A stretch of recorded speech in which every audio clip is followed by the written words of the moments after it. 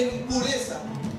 Ahora, el problema es que los judíos, como se habían mantenido, se creían muy superiores a todos los demás. Y ahí está el otro error. Si tú, gracias a Dios, tienes un buen trabajo, te has mantenido, te has apartado de droga, de alcohol y te has apartado de todo lo malo, dale gracias a Dios.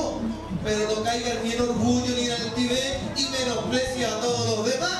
Claro, los samaritanos estaban mal porque había idolatría, porque había mezclanza, porque se habían alejado y olvidado de Dios. Los judíos estaban bien porque habían mantenido la ley, habían querido guardarse para el Señor, y después de Esdras vino Nehemías, que reconstruyó los muros, reconstruyó la ciudad, y así se mantuvo el pueblo de Dios, el pueblo escogido de Dios. Pero lo que nunca tú debes caer es en orgullo y en altivez y en menospreciar a los demás. Que Dios nos ayude. Pero para mantenerte en la bendición de Dios hay que tomar a veces decisiones radicales que cuesta tomarlas. Yo, mire, analizo, por ejemplo, yo tomé la decisión de apartarme de la droga, del alcohol y de lo que es vivir desordenadamente. Y desde que tomé esa decisión, mire, no ha habido día de mi vida que Dios no me haya ido bendiciendo cada día más. Pastor, nunca más ha tenido problemas, sí los he tenido. Nunca más ha tenido necesidades, sí las he tenido. Nunca más han pasado dificultades, sí las he pasado. Pero en todas Dios ha estado conmigo. En todas Dios me ha sacado adelante. En todas Dios al final me ha prosperado. Y conozco gente, porque no me fue fácil apartarme de los amigos, apartarme de esa gente. No me fue fácil dejar de drogarme, dejar de beber alcohol. No me fue fácil tomar la decisión, pero cuando la tomé, mi vida comenzó a cambiar, mi vida comenzó a prosperar, mi vida comenzó a ser mejor. Y hubo gente que no quiso tomar la decisión, y los veo cada día de mal en peor. Y en particular hay una persona a la que siempre le hablé de Dios. Incluso esta persona dijo, antes de que yo fuera cristiano, le dijo a mi madre, le dijo, cuando se convierta él, me voy a convertir yo, pensando en que yo nunca me iba a convertir. Pero ¿cuántos saben que para lo que el hombre ve como imposible, para Dios es posible? Lo que para algunos parezca que nunca puede suceder, Dios tiene el poder para hacerlo. De mí decían que yo nunca iba a cambiar, que Dios nunca iba a hacer una obra en mi vida, pero como tengo un Dios poderoso, como tengo un Dios grande, como tengo un Dios para el que no hay imposible, Él cambió mi vida. A su nombre. Y resulta que, bueno, esta persona me convertí, yo le cobré la palabra, y como no era un hombre de palabra, dijo, no, si estaba leseando nomás. Pasaron muchos años, pasaron como 8 o 9 años, y el año pasado estaba tan mal en la pasta base esta persona, estaba mal en la droga, y flaco, usted sabe cómo se ponen los angustiados, no trabajan, desasiados, mal comidos, que todo lo que reciben es para droga. Me dijeron que quería cambiar, así que fui y le ofrecí un centro de rehabilitación. Después de 3 o 4 veces que me hizo completamente cambiado, completamente transformado y con mucha expectativa. Pero al tercer mes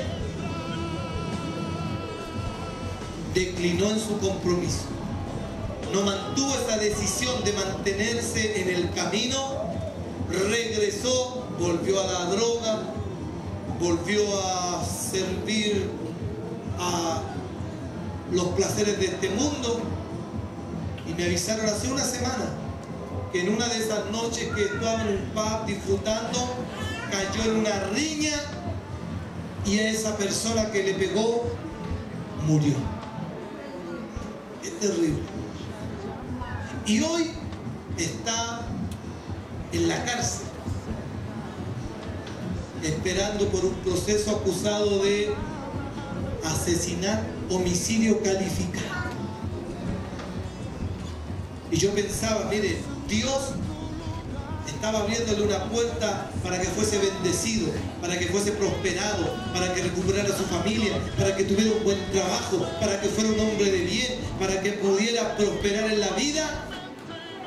Pero el diablo le tenía una trampa, el diablo le tenía la cárcel. Y como no tomó la decisión Y como no se mantuvo, al final, porque el diablo es así, te la presenta bonita, te lo presenta todo lindo, todo bien, pero al final terminan en tragedia. Y yo lo lamento tanto.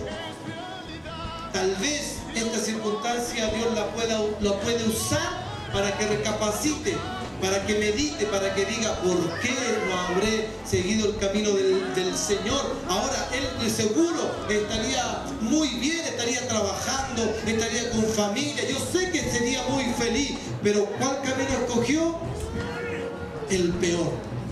Por eso es que es importante, a veces hay que tomar decisiones drásticas, pero al final serán para tu bien. ¿Cuántos dicen amén? Amén. Ahora que yo le he contado todo esto, he sido un poco extenso, pero ahora usted entiende más cuando esta mujer le dice: ¿cómo tú me pides a mí? Si soy samaritana. Si bien es verdad que entre los judíos y los samaritanos no se hablaban, en aquel tiempo una mujer no hablaba con un hombre. Era un tiempo tan duro, tan difícil, tan terrible, tan machista, que era impropio que una mujer hablara con un hombre. Incluso si era la esposa, en la calle no le podía hablar, tenía que llegar a la casa y en la casa hablar con su esposo. Porque si le hablaba en la calle, todos los demás iban a mirarlo de mala manera. Era impropio, era indecoroso. ¿Cómo? Tu mujer te está alzando la voz en la calle. ¡Ay, qué terrible! Era así. Damos gracias a Dios porque ahora la mujer tiene más derechos. ¿Cuántas mujeres dicen amén? Salimos de esa etapa. Claro que el problema es que a algunas se le han excedido los derechos. Algunas han salido para el otro lado, se han pasado para la punta, ¿no, por hermana?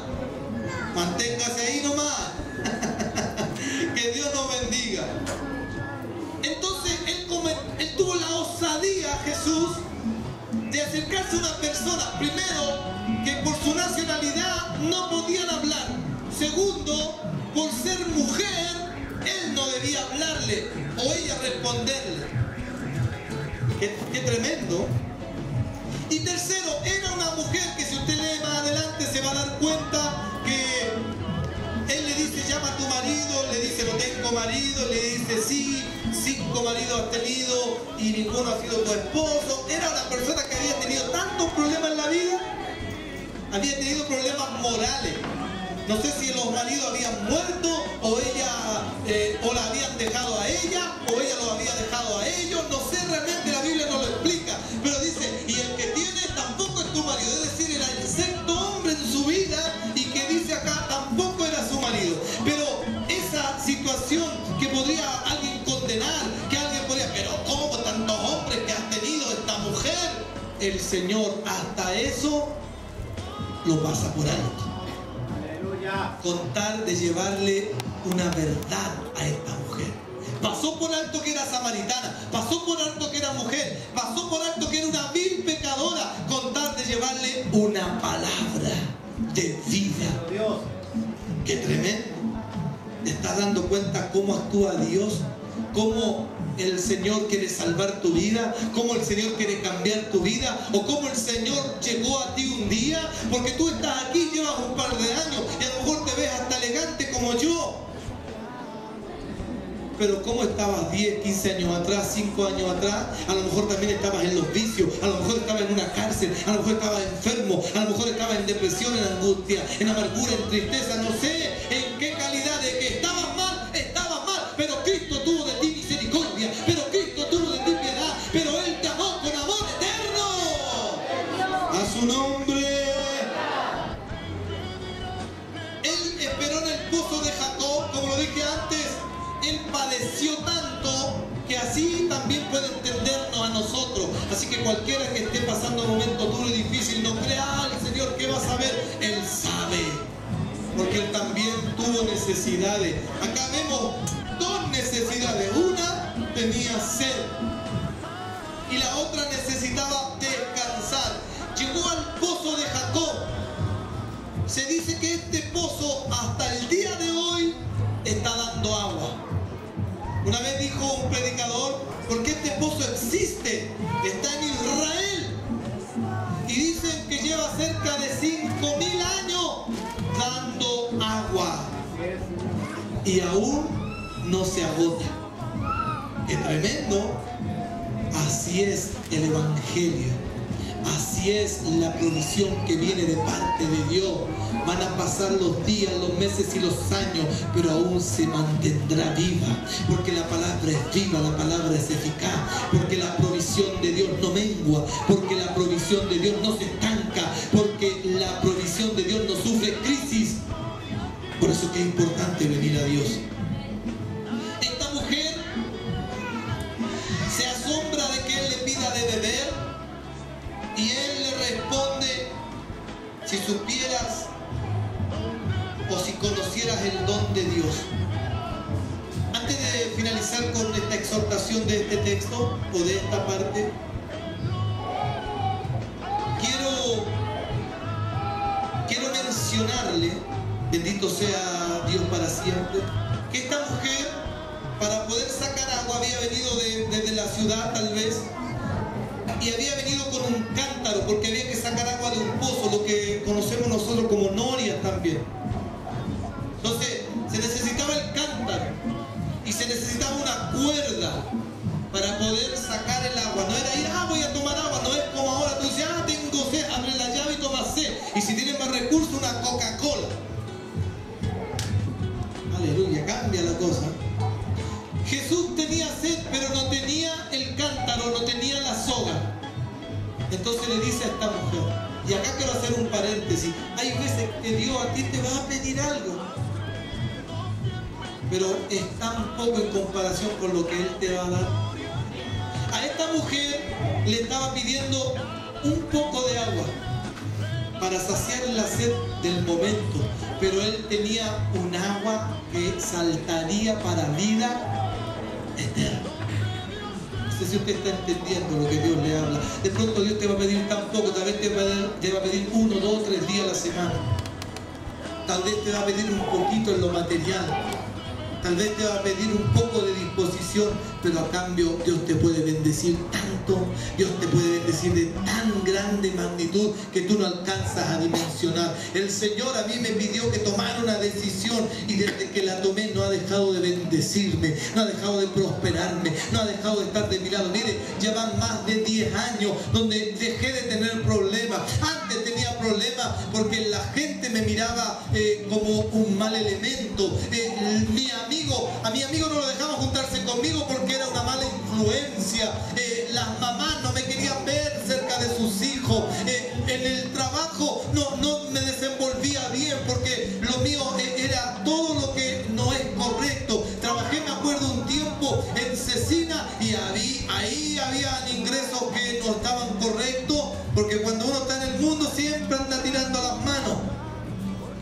Y así se actúa normalmente. Lo único que queremos es salvarnos, que nos vaya bien en el momento. Pero a los 6 meses me echaron. Y así uno va dando bote. ¿Por qué? Porque todo lo que hacemos de mala manera al final no es para bendición. Por eso es que es importante ser correcto. Por eso es que es importante tener principios. Por eso es que es importante hacer las cosas correctamente. Porque si tú te acomodas con lo que no es correcto, eso se te va entre las manos. Pero cuando tú actúas bien, al final terminas disfrutando de tu trabajo, disfrutando de lo que has adquirido, porque Dios se encarga de bendecirte cuando se lo